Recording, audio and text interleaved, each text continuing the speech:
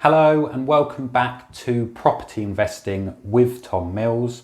We are now in the fourth episode of the Start and Scale series, which is Finding Deals. On the last episode, we looked at funding deals focused on buy-to-let, so properties that require little or no work, or buy, refurbish, refinance, which are properties that require work, require improvement in order to add value. So where do we find these properties? Firstly, you need to have an investment area, an area where you're going to find these property deals. Now, this area needs to either be somewhere that you know well, and therefore somewhere local to you that you can travel to and from, or you need to work with someone that really knows an area well and can do this side for you. Either way, it's very important that either you or your team know the area well. The reason for this is because how will you know that that's a deal? How will you know that you're getting the property for the right price? How will you know the refurb costs in that area? How will you know what it's worth at the end? Also, how will you know the demand of the area? How will you know that tenants want to live there or that it's a good street? Once you've chosen an overall area, you then need to look into it a little bit more closely. It's going to be street by street and micro area as well, depending on where you want to be. Every city, every town has good areas and bad areas, so you really need to focus on getting this right. And again, this goes back to understanding the area or working with someone that does. For example, I invest in Newcastle. There are only certain areas of Newcastle where I would invest, because I know that I'm looking for long-term renters. I want professional families and people that are going to look after the property. So I know which areas may suit that best. Once you have that mapped out, you can then start to look into actually how you're going to find these deals. And there are many different ways of doing this. I'd probably recommend starting on Rightmove and just getting a feel for the prices in different places, and also seeing the agents who are selling the most of the type of properties that you're looking for. You can then start talking to agents, probably the best place to start and the quickest way to start, and because obviously they've already found the property and we can leverage them in order to start finding deals. You can also go direct to the vendor, which just basically means that you're dealing with them and there's no middleman.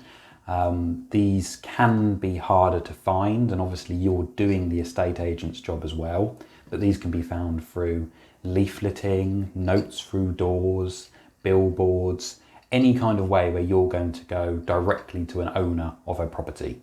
Two other great ways are repossessions and auctions. Repossessions can also be known as corporate sales, which you might see come up quite a few times. Auctions and repossessions can be a great way to pick up deals. And that's because the vendors are usually motivated. So in an auction, you're going to have quite high fees from the auction seller. And they're usually only placed in the auction because they've failed to sell elsewhere, or they just want to get rid of it quickly, which screams motivated. On a repossession or corporate sale, this is a bank selling a property that someone has failed to keep up on their mortgage payments, and then the bank's had to take this over. Now the bank wants to sell this quickly in order to recover their debt, their money owed on the property. So also, again, there is a good chance of getting a deal here. However, both of these methods have added risk. So usually on a corporate sale, you will have 28 days to complete, and anyone can come in within that time and bid higher than you and take over the purchase, meaning any fees that you have spent in this time, you can lose.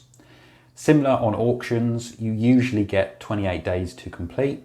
However, it's probably even more risky, as you have to exchange, put down a deposit, and usually pay fees on day one, which means once your bid has been accepted, you then need to do this.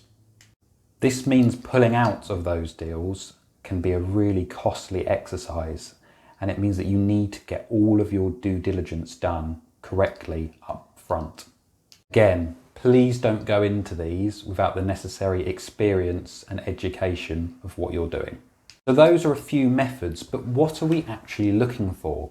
Well, if it's a buy-to-let with little or no work, it can be quite simple because all you're actually looking at is the demand of that area and what return you'll get. So what's the rent for that area?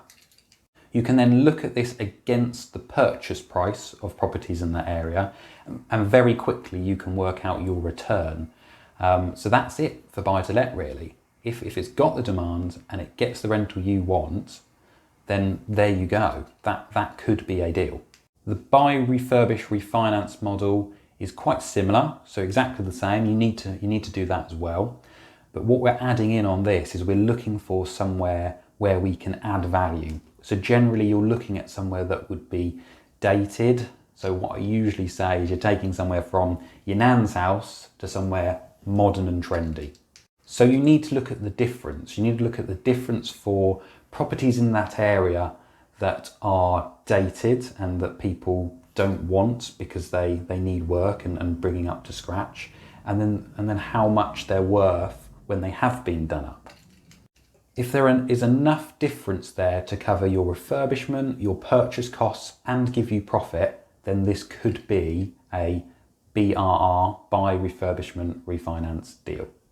However, again, it's not just as simple as sitting there on Rightmove, researching this information, because you can do it, and then just going for it. Because you need to really understand that area. You need to cover yourself. Without knowing it, you're not going to know what's going to happen to that property in the future. The tenants could trash it. That could leave you with a big bill. Or you could have no appreciation in that area. I mean, it could even go down. So you need to cover yourself for that as well. You need to cover your investment and protect it. Also, areas change, so you need to keep up to date with what's going on. And this usually means that you really need to be on the ground and very close to the area. There can be new companies coming in, or infrastructure, or regeneration, or council schemes. Lots of different things that could be happening there. Therefore, please make sure you're doing this or working with someone that is doing this for you. So there we go. That is a brief overview in finding deals.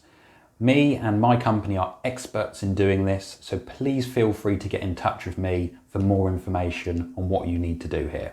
Our next episode is our final episode, which is taking action. We know all the steps we need to do now, but how do we actually make sure that we go out there, do it, and achieve our goals? If you're enjoying this content, please like the video. You can subscribe here. You can watch the next video in the series down here, and please comment with any questions you have on the content and I'll be happy to reply. Bye for now.